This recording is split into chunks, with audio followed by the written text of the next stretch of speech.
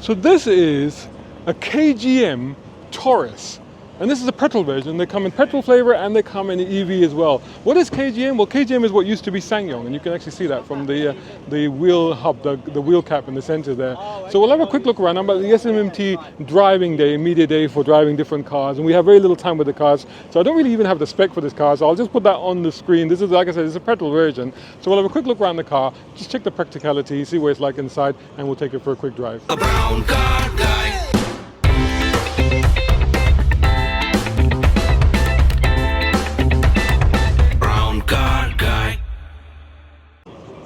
So there you go, this is the petrol version. It's slightly different at the front. So the fascia, the design at the front is a bit different. It's got a very aggressive look here. I mean, look at this here. And this sort of really structured, sort of articulated almost kind of look at the front there. Very tough, very aggressive. Look at the styling back here. So it has a real sort of off-roady look about it. The funny thing is, actually, it's only front-wheel drive. So again, here you've got this, I'm not sure, like this bonnet strap to tie stuff on the front, I suppose. But you can, and as I said, from the wheel, you can see, if you remember that design there. But it's a chunky thing. It's a big, chunky SUV. Not unreasonable prices. Look at that. I do like this design here at the back as well. That's quite interesting. And then you got this Torres. This looks like the wheel should be mounted there. That's what that looks like. Let's see if I don't know what it's doing now. Well, I've got the key with me. I think it's just locked itself. No, it's just opened itself. It's powered. Oh my goodness. I do have the key with me, so maybe it just detected the key when I moved close to it. That is a massive boot. Really quite spacious. And down here you've got quite a lot of space here as well in this cavity. And then you've got split folding rear seats as well. And then you've got the button here. So it's a really chunky looking thing. Very impressive. Oh, and it's got side steps as well. You don't get those these days much, do you? So let's have a look inside. We'll try the rear seat, and then we'll see what it's like in the front. So let's try this out. Here we are. Oh wow, this is big. This is spacious. This is actually very comfy. Ton of room behind me there, it feels like. And then quite a substantial amount of room here as well. And you've got over here vents, you've got a power supply. Actually, there's two USB-Cs there, a little pocket there. You got little pockets there as well. A lot of leg room, a lot of knee room, and a lot of feet room as well. This is actually very spacious. I actually haven't sat in that yet, so I don't know if that's set for me. We'll find out when we get there. It does have a center armrest with cup holders in them and leather upholstery or leather-like. I'm not sure. Let's see what it's like in the front.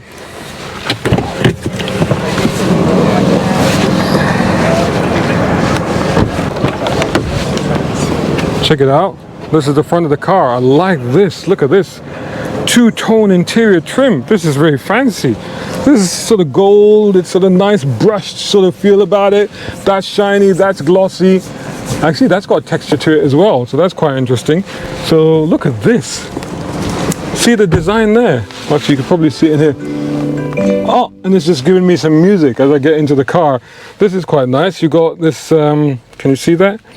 I think that must be the wireless charger. Then you've got big cubby box.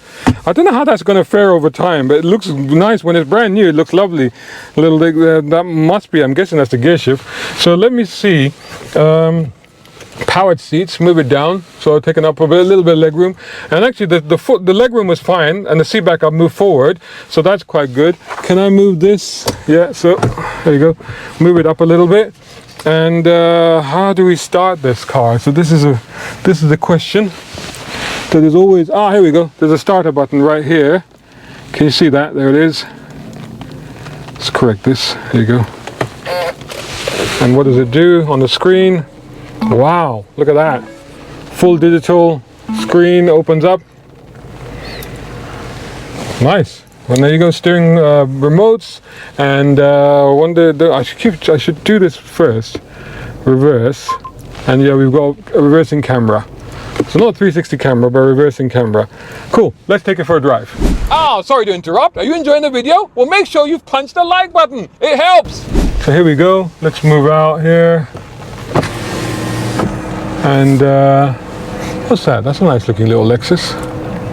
So we are at the media drive day, SMMT, so it's an opportunity to drive a bunch of cars. A very small rear window. That's quite surprising in the sense that you know, it's a big car but a small rear window, but then you do have a reversing camera, so you're okay. So I might run out of battery on that. So hopefully I'll be able to get you driving impressions before I run out of juice. But it just feels like a big car actually. Like I'm sitting up here, I'm doing the big car attitude here. I'm doing the big car seating position, you know, like opening my body out, stretching myself out, hand on the steering at the top and going, yeah, I'm guiding a big car out here. That's what's happening. So this is pretty cool. You feel very high up, ride isn't bad, a little bit of bump thump there, but not bad.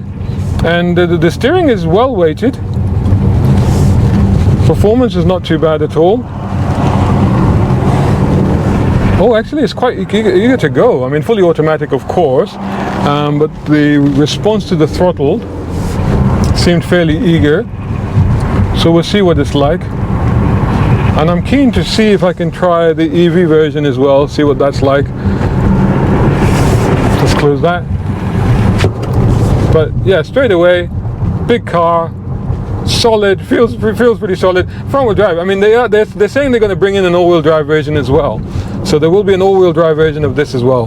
But in terms of ground clearance, height, the feeling of solidity and being in a tank, you're definitely getting all of that. Space, of course, plentiful in this vehicle. So if you're a big family, you're looking for a vehicle to suit you, definitely you want to look at this. Let's see what it's like in terms of the performance when I get out there, hopefully before the battery runs out on that camera.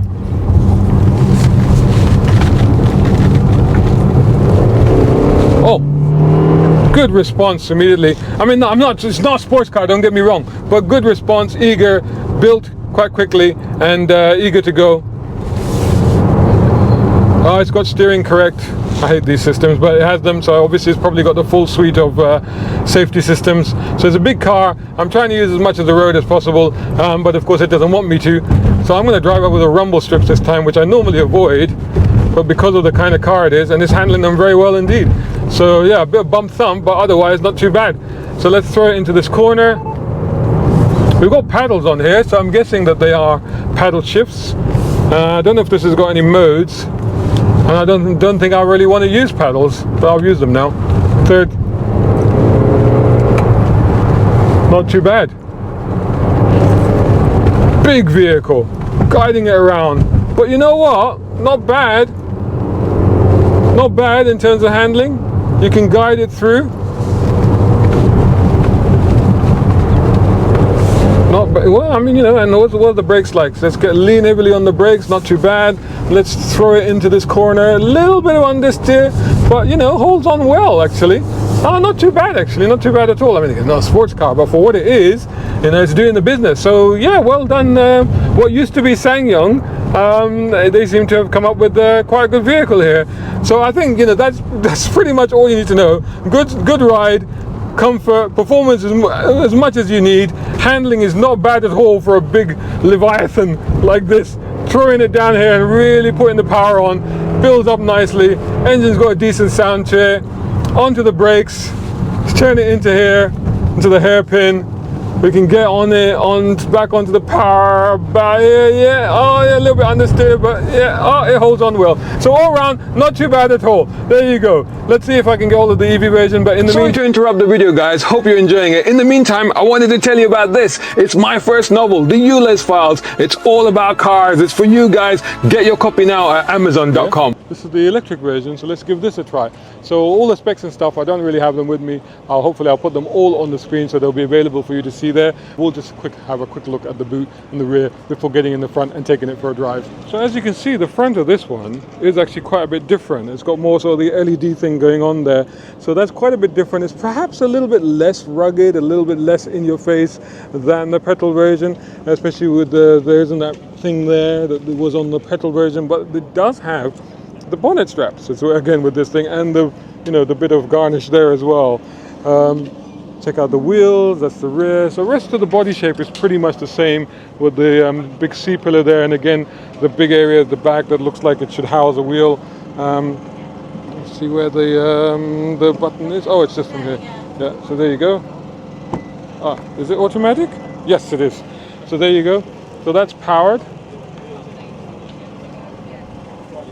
So So again, with this one, quite not more space down here as well. Oh, look at these. It actually does say SsangYong somewhere, so you do get some memory of the brand as it was before. And you can see the split folding seats. So it's pretty much the same as the other one.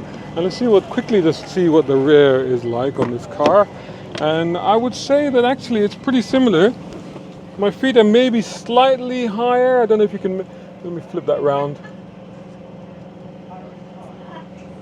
So maybe the feet are slightly higher, but generally it's quite comfortable.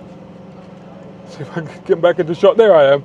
And not too bad, but it feels about the same, to be honest. And plenty of leg room, plenty of knee room. That shouldn't be a problem. Right, let's get in the front. So again, it has a very similar design to the other one. So to be honest with you, it's very, very similar to the other car in terms of the interior style and the design.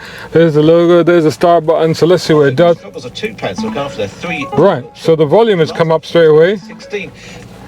You can press mute there, and that quietens it down. So you've got here the information, so you've got the trip and all that, the range. That can't be the range. No, that's the range there. It's 151 mile range. Otherwise, it's all pretty straightforward. Actually, it's all pretty similar to the other one. So let's just take it for a drive. We'll just take it out for a very short run and just see what it's like in comparison to the other one. But to be honest, like, you know, immediately, it does feel the same. It feels very similar to the other car. Doesn't really, not too much difference at all. And just quieter, obviously. But again, that big... Why are you beeping at me? Oh, okay, so you locked yourself and then you beeped at me for no reason, just to freak me out. But again, I adopt the big car attitude, you know, because it feels like it.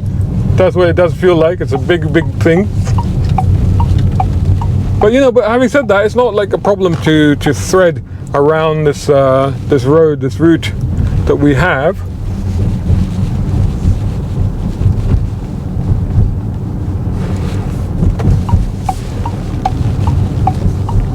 Tick tock, tick tock, tick tock.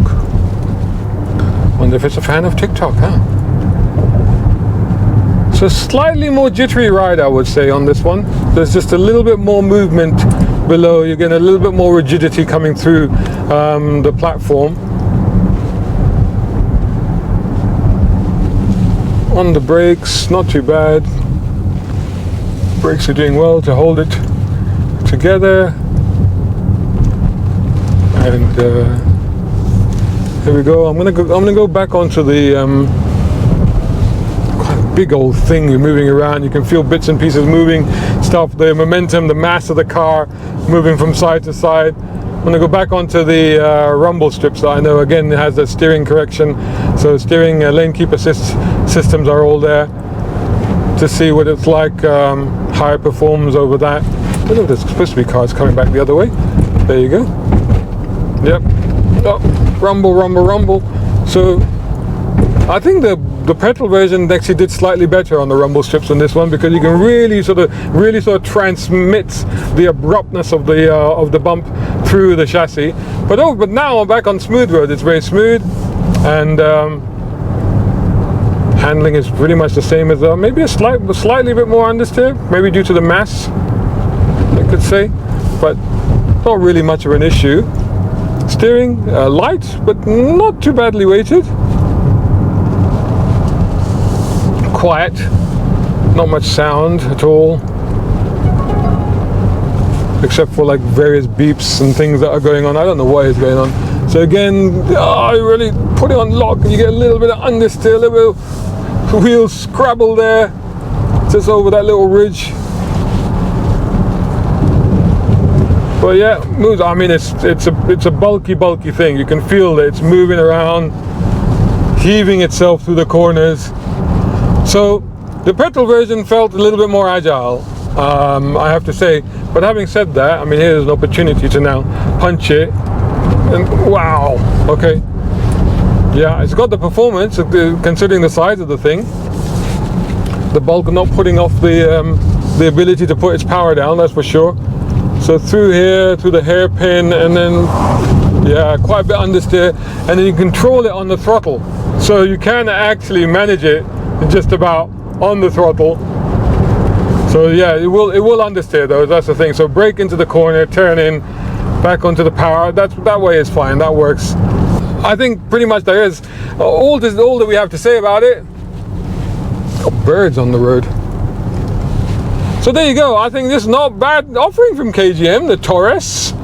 The name sounds good. At least it's not called the SsangYong anymore. And if you can get your head around that, then it's definitely worth going out and checking them out and seeing if this is the right fit for you.